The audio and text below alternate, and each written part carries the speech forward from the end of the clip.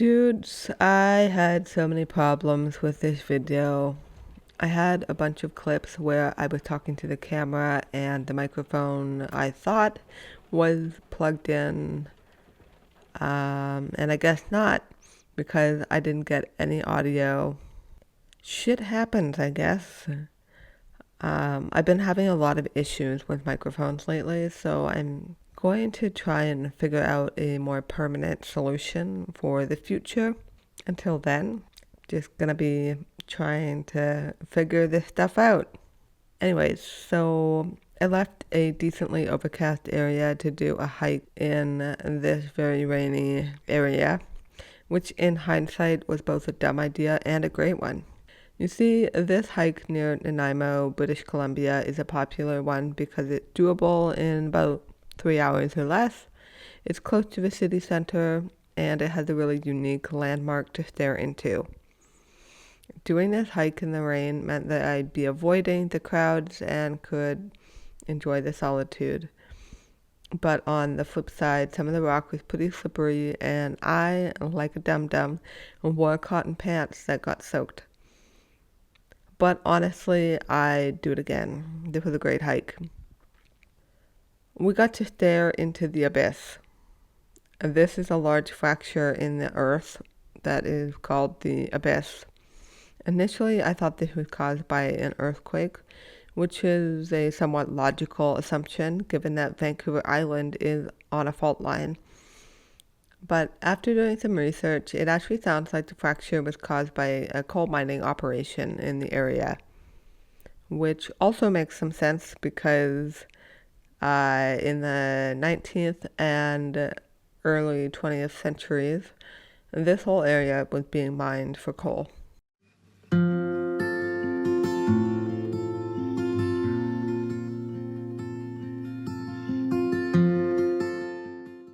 I'm so glad that I finally made it out here. This particular hike has been on my list of hikes that I want to do for quite some time.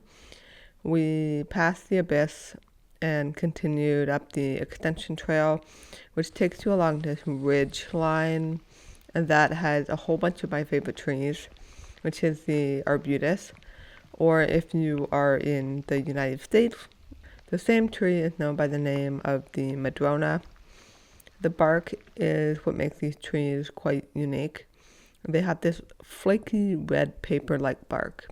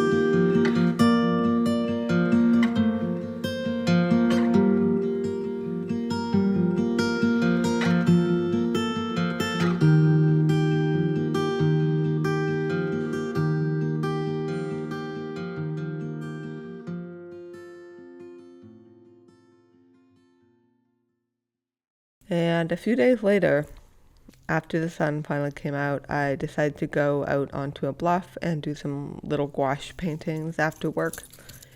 I don't have much experience with gouache, but I love the colors, I love the opaqueness, and the travel-friendly size of the tubes. I'm hoping to do a bit more of this, just quick little studies done outside. And in some ways, I'm approaching my little gouache painting much like this YouTube channel. It's an experiment in trying new things as well as learning new things.